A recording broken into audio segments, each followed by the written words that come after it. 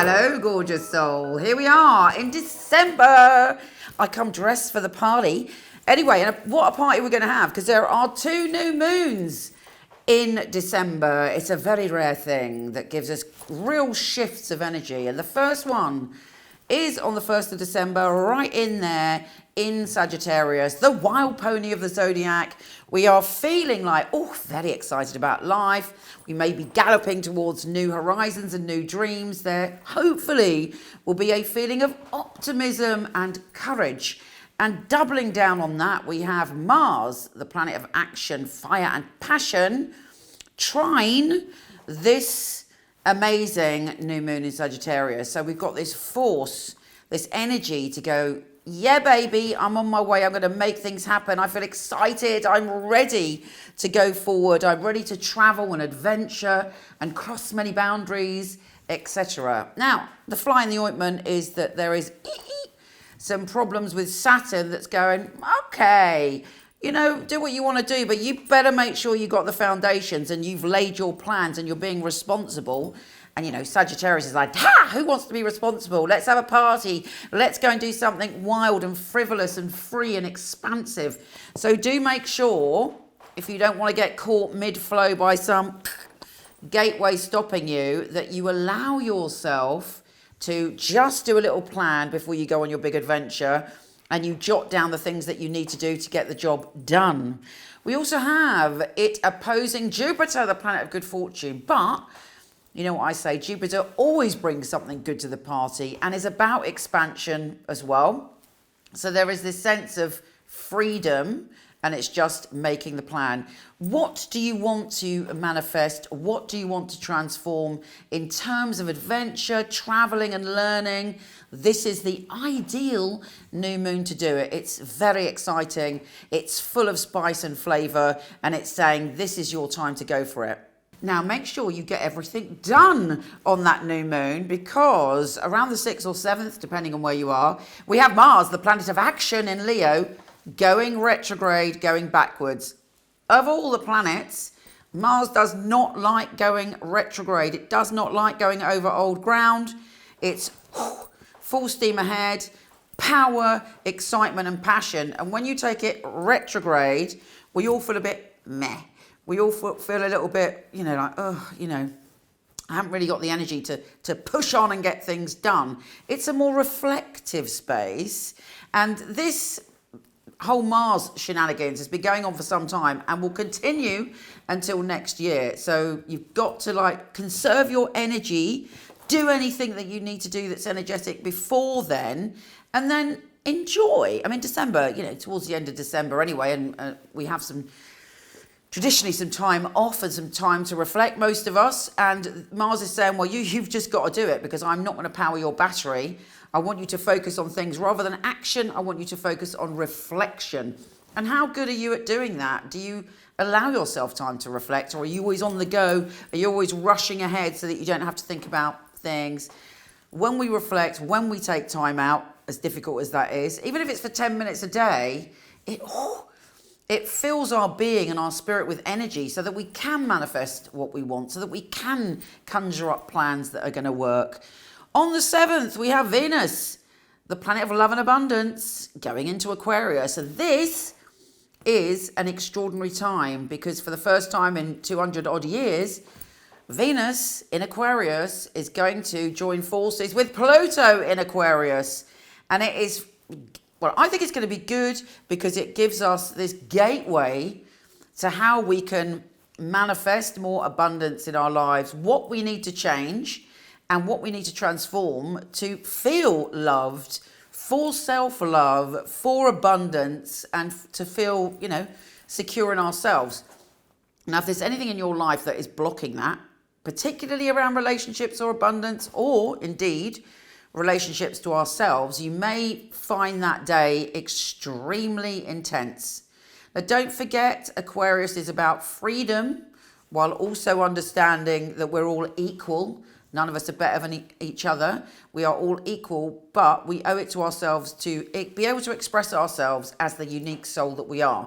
So if we're in any relationships, be that a lover relationship, be that a relationship that's a romantic relationship and we do not feel that we can express our unique soul or be authentic or, let our hair down, then there could be dramatic change to those relationships this month.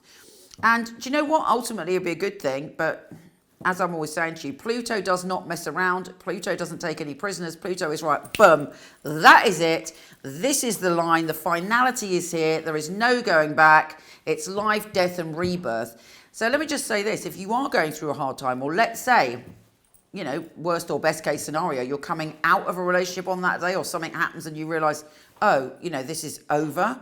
Trust me, the treasure and the rewards will come and you will experience love and abundance in a way that you never have before. So it is not going to be, fingers crossed, the tragedy that it may feel like. It's a step towards courage.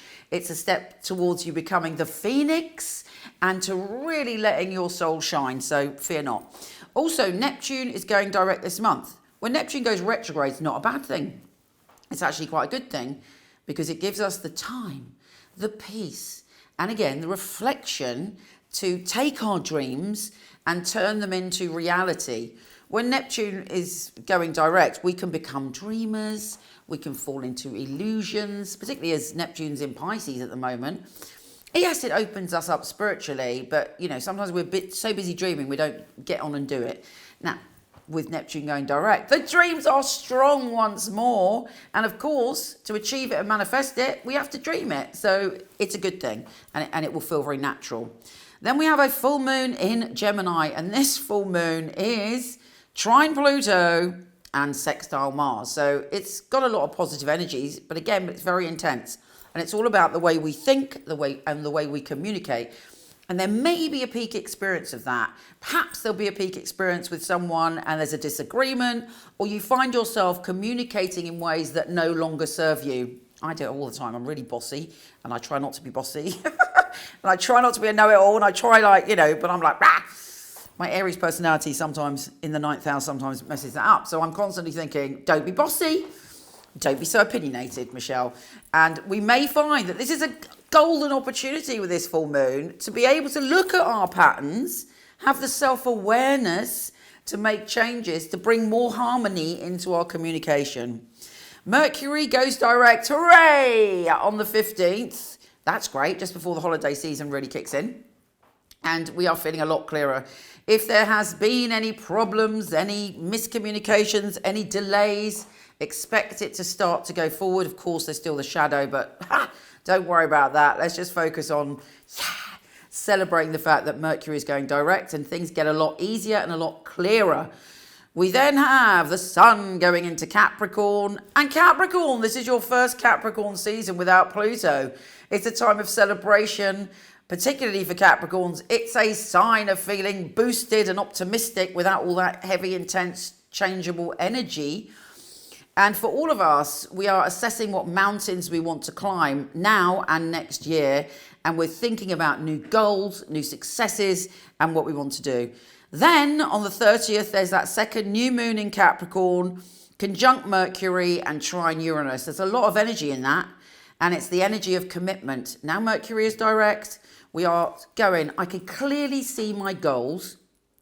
And this is how I'm going to head towards them. And this is what I'm going to do.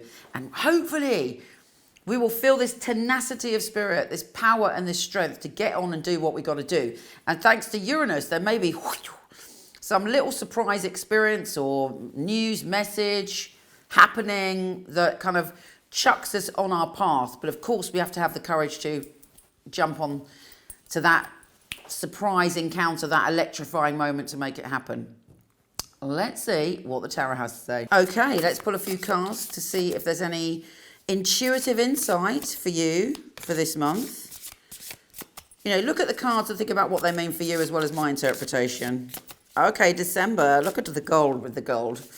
Using my deck, the Knight-Waite Tarot. Okay, here we go. First card, the Emperor. Even though we have no longer got Pluto in Capricorn, which is all about that dominating force, it may be that there's some things in your life that you're at the end of a cycle and you may feel as if there's someone or something, an external pressure Maybe it's the whole world, maybe it's one individual, but somebody who has that very energy, very masculine energy that's very controlling. Now, sometimes I can be the emperor, sometimes you can be the emperor. So you got to figure out, you know, when you're starting to feel this energy, is it me? Am I being too controlling? And if so, what is that covering up? Is that covering up fear? And if it's someone else, you've got to think, you know what? I am a unique soul and I was born free and I am a free spirit and I can, you know, I have every right to create my reality, think what I want and do what I want. Don't let anyone control you this December. Okay, card 2, the Lovers. There may be a sense of passion. Now, don't forget, we have that very passionate moon on the 1st. So you are feeling passion for life again. I have 3 Lovers cards in my deck. And this one is actually about a kind of very tender, very kind of romantic, very beautiful connection. So it may be that you're seeing some projects or relationships in your life in that very heart chakra, very soul connecting way. And it's coming towards you quite strong this December. Okay, next card. Oh, there should be lots of partying and joyfulness. The 3 of Cups. When we, you know what I've been talking about the whole time, about Pluto in Aquarius, that right now, more than any other time in our lifetime, the importance of who we mix with, our belief systems, who we align with, and what we put out there, and it is just so contagious. You know, so if you're mixing with people that are very negative or not supportive, it has an impact in what we're co-creating for our future. So find your herd, have the people around you that you love their energy, you love, you know, their attitude, and they're full of belief and hope and trust, you know. But it looks to me as if those people are going to be around you at some point in December, one way or the other. But friendship is everything in December, and it's coming up with parties, joyfulness and happiness. I'm going to end on this one because it's so fabulous. This is the World. There should be a peak experience coming in December. Something that goes, oh, you know, maybe it's that reward from when Pluto leaves Capricorn, but there's this experience of, oh, you know, I feel really happy. I feel like I've really achieved something. I really feel that I've come to this moment where, you know, the world is my oyster and I feel fully satiated. I feel so happy, and just a peak moment of joy and wonder. So I wish that for you. I hope that moment comes to you. These cards are very good, actually. It's just the Emperor there. But the Emperor also is very useful, right? I always had a block with the Emperor in the past, but the Emperor is very useful because it allows us to, you know, be able to father ourselves, to be able to kind of allow ourselves the boundaries that we need to be able to be free, to be able to explore, and to be able to be wild. You know, once the right boundaries in place, we can do anything we want. Hurrah! Anyway, I wish you the most fabulous December. Let me know how you're feeling now Pluto's in Aquarius. So much love to you.